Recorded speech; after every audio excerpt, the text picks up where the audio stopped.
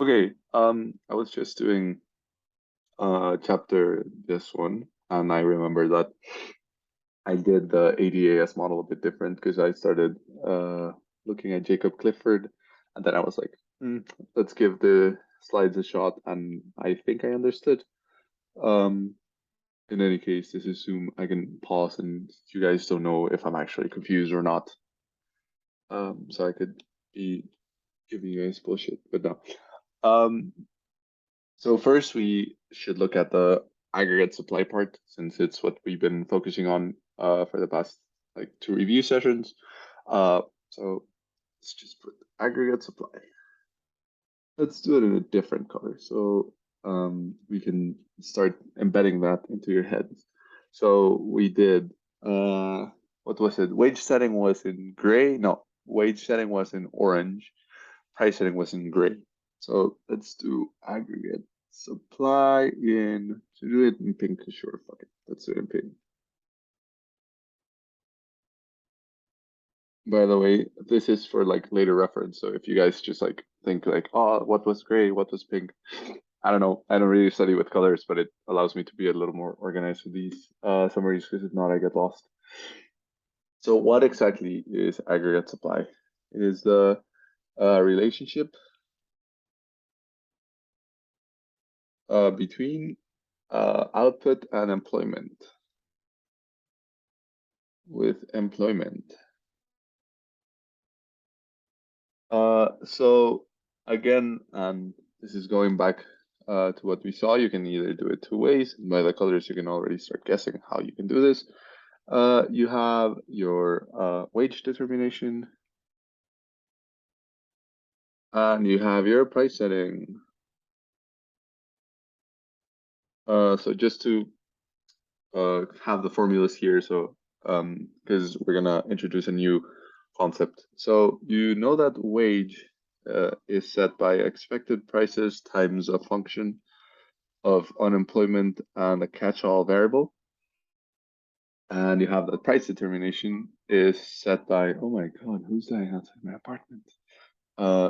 With a 1 plus m, your markup, times the wage of the worker. So that is what we already saw. So no need to get scared there. But in this one, we introduce a new formula. So, oh God, that is a deformed arrow. Anyways, who cares? This is a new formula we are introducing, and this is your, I'm pretty sure this is your aggregate supply relation. So you have that price is dependent on expected price level, your markup, and your function of unemployment and your catch-all variable. That is looks terribly confusing. But what this literally means is that price level depends on your expected price and your unemployment rate. So I'm going to put this here in blue. Price depends on your price expected and unemployment. And from this, you can also derive 2 other things. No, sorry. This is sorry. I called this an aggregate supply relation. That's not it yet. So from this you can derive this. Sorry. From this you can derive your unemployment formula, which is basically equal to 1 minus y over L. I don't know what L is. Actually, I forgot. But we know that y is output. What is L? Now I'm confused. Anyways, it doesn't matter. The key relationship, and I say it doesn't matter because we're probably going to see it a little further down the line. So the key relationship here is that any increase in y is going to decrease unemployment. And why does this happen? So I'm going to put you guys in like another imagine. So imagine suddenly you have you double the increase in GDP, but in like in output Y. But how are you gonna double that output without increasing the amount of labor? And if you increase the amount of labor, what happens? You decrease the unemployment. So from all of that, we can derive our dear, and I'm gonna label this in pink, and then the formula's gonna go in green. Our AS relationship. What does AS relationship look like? You look your price expected, your markup, and then you do this funky thing, which is you replace your unemployment by L, and then you put Z. You still have your catch-all variable. So yeah, and this here in the book, in the slides of the teacher. And by the way, I'm gonna go back to what L means because it's stressing me a bit, and I'll let you guys know. This next part is probably the most important part in the whole like macroeconomics course. So I'm gonna give you guys like a fat amount of knowledge, like a heavy amount of knowledge, right? I'm gonna put this up here a bit, and I'll just move the arrows, I guess. Anyways, doesn't matter. So an increase in Y leads to an increase in N, which leads to a decrease in U, which leads to an increase in W, which causes an increase in price. That there, if you memorize that, you have economics down. Because if, say, for example, you suddenly say there's a decrease in output, what happens to wages? You just turn that around. Decrease in output causes a decrease in labor, causes an increase in unemployment, causes a decrease in wages, and subsequently a decrease in price. And if they suddenly throw you, if there was an increase in unemployment, what happened to labor? You say there was a decrease in the amount of labor. So you can, if you know this formula, I'm going to put this, I'm going to actually highlight this so everybody can see this. And I'll put the purple box around it as well, as we always do. This right here, if you know this by heart, there is no problem the teacher can throw at you that you're going to know how to solve it, because this is basically like pi in mathematics. If you know this, you're golden. This here, like, again, as I said, they can throw anything at you. As long as you have this relationship down, you can backtrack your way, and it's like a little blueprint for you guys to not get lost. So I'm gonna actually do this a little bit um, disorganized. So let's see, because again, as I said, I did this in a different manner. But let's just quickly look at the shifters of AD-AS, of the aggregate supply. So I'm gonna put here. I put this little thing where we also could look at terms used. So you can do like capital stock, which is okay. You have your supply shocks.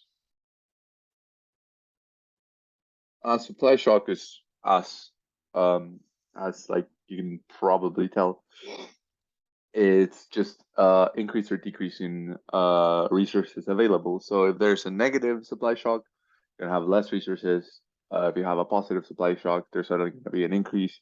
So say a tsunami hits, you're gonna have less resources. But say, for example, I don't know, they find another gold mine like 2 miles down the road, and you suddenly have a increase in resources. So what are the shifters of aggregate supply? You have your research prices. You have your actions by the government. And you also have productivity and changes in expected price level. By the way, this is delta equals change. I don't know if I've used it before, and I'm probably gonna use it after, so might as well have that fresh in your heads. And yeah, so let's just try to get this. I'm sorry I'm moving this all around. I told you guys I did this super disorganized. I'm actually gonna put a border around this one because this is one of the key formulas of the whole course. I'm just gonna put a little box around it like this. So this little quadrant here, this little screenshot, that'll make or break your macroeconomics grade. So we also have something interesting happening with your price expected. So this is actually also very important. So so I'm gonna draw the graph here. I'm drawing in green. That's weird. So you have that there, have that there, have that there. So we're doing aggregate supply in pink. Yeah. So you have your upward sloping aggregate supply. It's kind of similar to microeconomics. So an interesting thing that happens here is that you have two different like things to look at, different terms. So I'm gonna put them here in terms. Is shifters and terms. You have y and yn. So what does this mean? This is your output and your natty output. By natty, I mean natural. I'm sorry. And here you have your price and your price expected. So the economy basically looks at P and yn as your the equivalent of your natural rate of unemployment in chapter 7. So that's what the economy is at like long run equilibrium. So if, and I'm gonna do a little example here, and let's see if I can nail this because this actually also confuses me. So you have two things that happen. So if you're, and let's put this in purple because it's an association. So if your y is less than your y natural, this means that your expected prices are going to be greater than your long run prices. If your current production level is greater than your natural level, that means that your price expected is going to be less than price. So that is a key relationship. I don't exactly understand why we're looking at this. But yeah, if you know this, you're good. But I'm sorry that I can explain further into detail. So here's another thing that happens, and this has to do a lot with expected prices.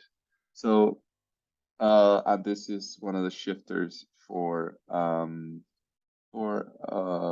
your aggregate supply. So I'm going to put this here. An increase in price expected causes an increase in wages, which causes an increase in price. That is another key relationship. So how does this look like? So this looks like your price expected, you expect prices to rise by like $50. And then yeah, you have the workers, like let's say you're looking at milk and you suddenly have the workers saying like, yo, I need to buy milk, but I don't have the money for it. And they renegotiate the wages in order to adjust for those $50 extra they need to buy the milk. I don't know why these workers want milk, but that's a good association. So what exactly is going to happen? Well, here, your aggregate supply, let's actually just make this like a nice line. You have that your AS is going to shift upwards. Why? Because the increase in wages, so here, which is an input price, causes the shift. So this is due to increase. It's uh, due to increase in wages.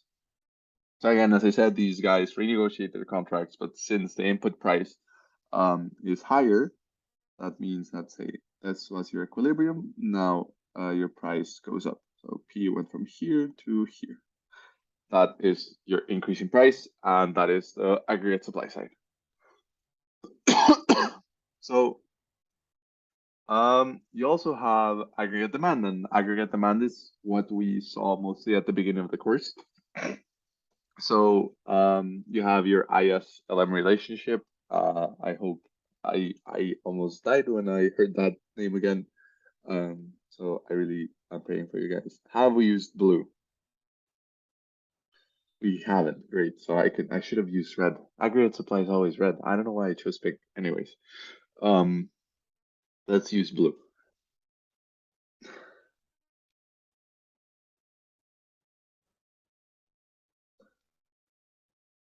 So you have your aggregate demand, you have your basic relationships, you have your IS.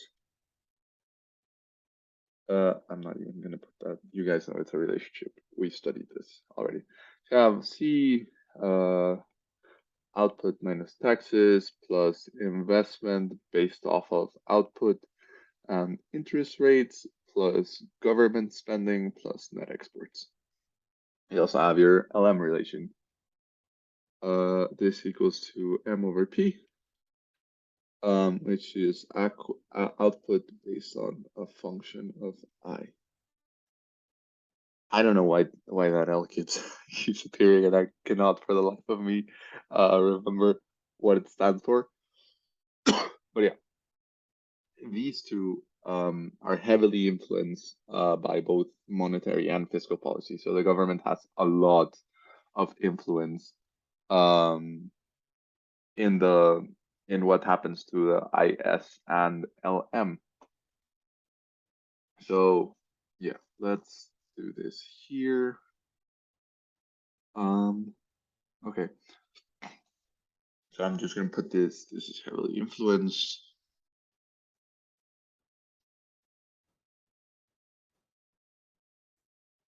by monetary slash fiscal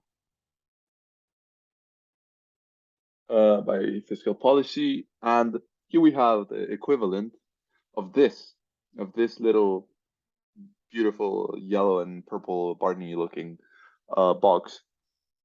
We have the exact same one for aggregate demand. So I'm gonna make the same thing.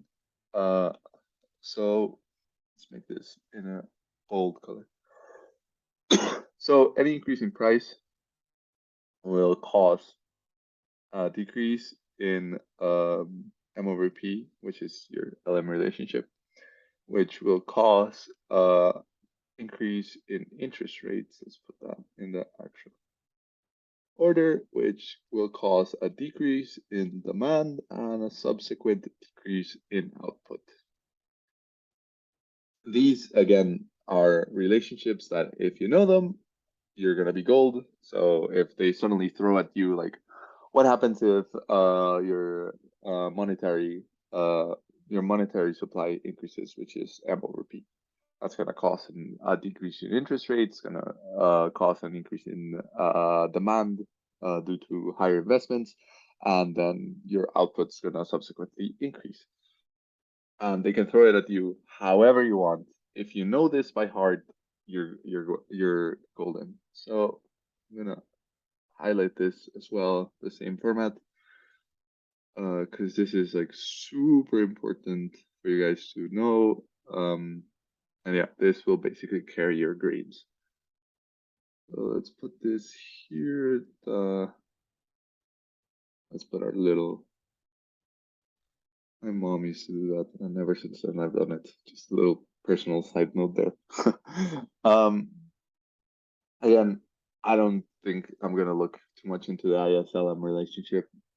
You guys know it changes due to consumers consumer spending, government spending, taxes, net exports, the business climate and consumer confidence, and LM literally only shifts due to changes in money supply. So I don't think we need to look too much into the shifters. If you guys want them, I can send you a screenshot of where I have them written down, but it's not important at all. So here, I'm gonna put this little thing in its own corner. Let's put this there. So here's the first time we actually look at. I'm actually gonna pause for 1 second. I'm gonna go get one. Okay, I'm back. That pause was literally nothing for you guys, but for me it's like 5 minutes. So yeah, where were we? Oh, okay. So we were looking at the actual graph of how the AD-AS model looks like.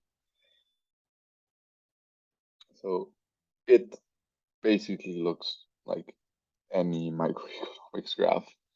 I don't know why microeconomists think they're so much better. So you have your upward sloping aggregate supply curve, and you have your downward sloping aggregate demand curve.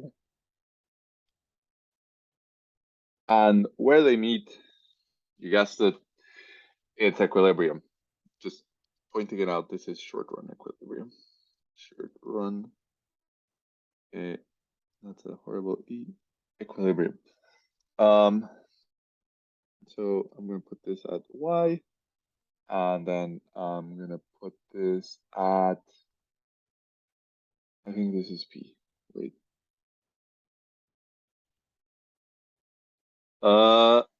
Okay, so what this means in short run equilibrium is that both the labor, production, and financial markets are all in syntony. Jesus Christ. I'm just gonna close my door because there's somebody dying outside my apartment. That's a joke. We have a hospital around the block. So this short run equilibrium is unstable. Why? Well, you'll have usually here. So let's say this is your yn. So if these two are different, that means it's unstable. So this means unstable due to them being different, and also like price and price expected being different, and unemployment and natural rate of unemployment being different. So what happens, for example, if here that your y is greater than your yn, and this is going back to this thing we saw here. So as a continuation, and this is a relationship, so I'm gonna put it in purple. Put this here. So if y is greater than yn, and by this I mean your I'm gonna actually say it in the right terms. If your output, your current output, your short run output is greater than your natural output, so yn, the following happens. So P is greater than price expected. So this causes an increasing wages, which causes AS to shift, which causes an increasing price, which causes a decreasing output. And this will happen, and this repeats itself. Let's just unbold that so I can actually put this like here, and this loops itself until y is equal to yn. And the same thing goes for like the other way around. So if your your output is less than your natural level of output, that means your expected prices are higher than your actual prices. which causes a decrease in wages, causes a decrease in AS, it causes a decrease in price, which eventually causes a increase in output. And this happens until y is equal to yn. By the way, I heavily advise you to read this on your own because I'm still trying to wrap my head around it as well. And I don't want you guys to get completely like confused because of me. So the teacher kindly gave us this little table. So oops. So this is basically the whole course summarized, or like the whole AD-AS. So you have your thing here. Oh, I was not in shape draw mode. Yeah, whatever. This, let's make a little table. Make a little table, connect these bad boys. And oh, thank you. Anyways, so you have your. I still don't know why I didn't choose red. Anyways, doesn't matter. Your AS, and you have your AD. So we know that the AS relationship is that price. Let me put this in bold. The price is equal to expected price plus your markup times a function of 1 minus y. I'm starting to think that L is labor. I'm still gonna get back to you guys on that. I'm gonna look at it at the teacher's presentation because if it is labor, it is y over n. But again, I'm not sure. I don't know. I didn't put it in my notes, so I actually am so confused.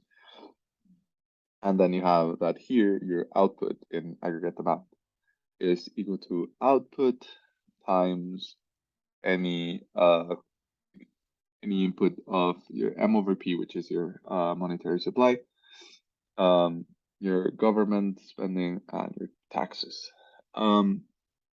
And here are your relationships for both. So any increase in output will cause an increase in labor, which will cause a decrease in unemployment, which will cause increase. Put this down here actually. Let's put this nifty little thing down here. Increase in wages, which will cause an increase in price. And here your relationships looks your relationship looks a little bit like this. Any increase in price will cause a decrease in M over P. And by the way, this is super simple. This increase in price causes a decrease in M over P because since P is bigger and it's in the denominator, it's going to cause a decrease. So if P is equal to 2, and let's say M is equal to, so P is equal to 2, M is equal to 1. So if you suddenly change this into 4, the fraction went from 1/2 to 1/4. It becomes smaller. So that's a little way to remember it.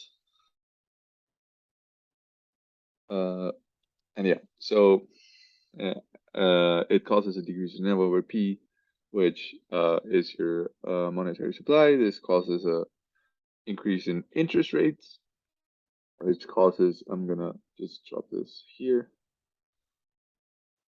causes a decrease in demand from either consumption or investment, which causes a decrease in output. So what are your shifters for each? And by the way, this is just like a little summary. So if you want to skip over this, you can because it's just a little review and you can just screenshot. I'll just put this in the middle of the screen so you guys can screenshot it and use it. So for shifters, you have expected pricing, you have your markup, and you have your catch-all variable. For here you have that IS shifts between G and T, which is fiscal policy. And LM literally only shifts due to money supply.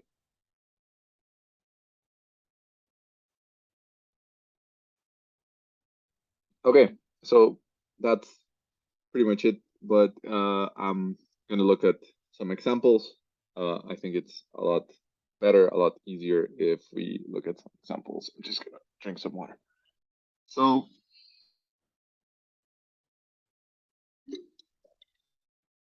and by the way, if you wanna finish the video here and do the examples on your own, go ahead. I'm gonna try to explain the examples, but this is again a topic I'm still wrapping my head around. So don't take my word for it. So let's say suddenly these guys are like, you know what? Let's increase our money supply. So what happens? So you have wait. Okay. Okay. So let's say these guys decide to just expand their monetary policy. So I have here, let me just shift this to blue. I have your AS, and you have your AD. So the first thing that happens is that, and this is also looking at the relationships we already looked at and touched upon. So you know that an increase in your, I think this is called the monetary base. I keep calling it monetary supply. It doesn't matter. Just know that increase in M over P will cause a decrease in interest rates, which will cause an increase in demand. So that's our first shifter. So we know that demand goes to here. By the way, this is all in the basis of here, price level and output. So yn, and you have your y prime, have your price, and you have your p prime. By the way, AD shifts before AS. I think that's what they mean by sticky prices, but again, I still need to ask the teacher about that. So this is just in the short run. But guess what? Guess what happens here? Your y, sorry, your y is greater than your yn. So where have we seen that before? So this means that your price is higher than the price expected, wages go up, there's an increase in aggregate supply. So what essentially happens is something like this. Sorry, that's terribly drawn. I'm trying to, sorry. It's easier if I do it like this. There.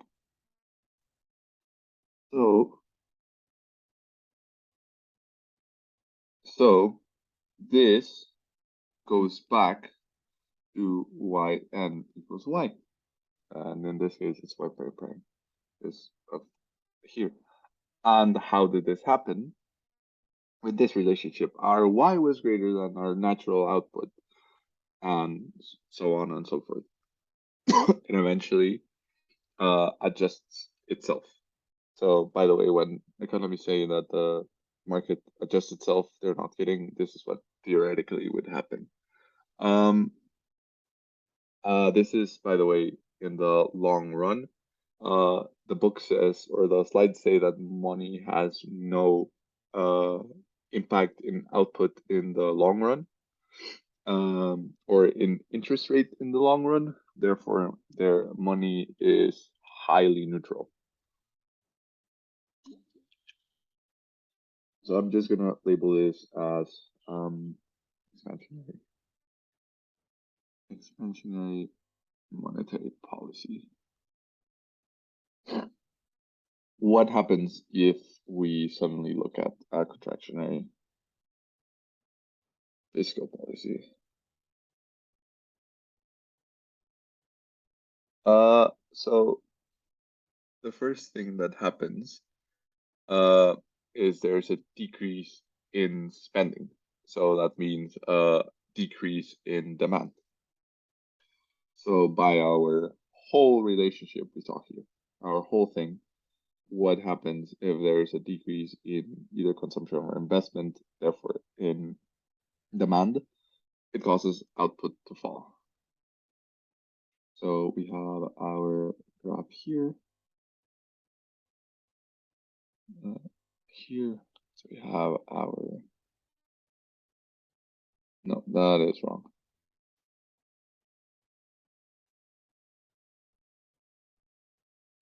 That is a horribly drawn AD curve, but it doesn't matter. So I'm actually going to delete it. That's stressing me out. You have your AD here. And then suddenly you have a decrease in demand. What happens? You're going to shift down to AD prime. So we're going to have it here. Let's say this is Y. This is Y.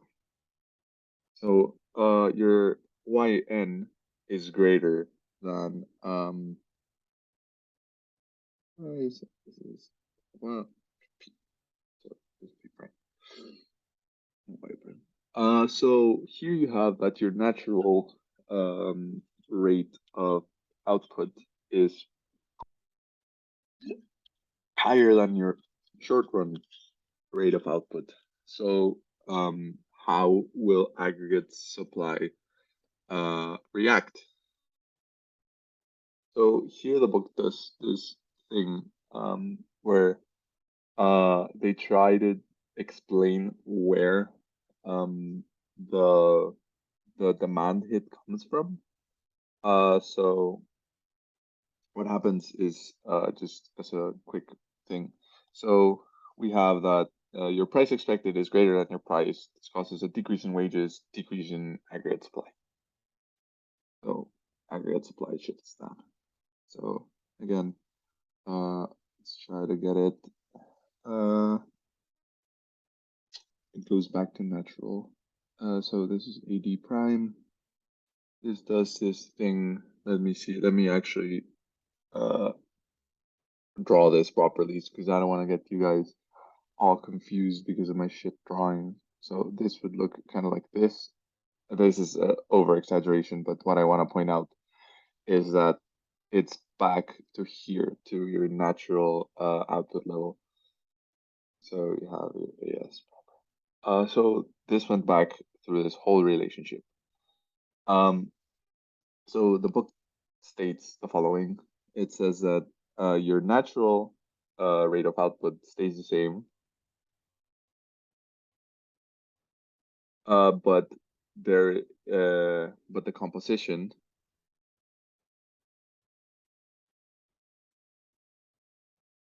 is different. So this basically is telling you that income, disposable income, taxes, and private consumption, I think, stay the same.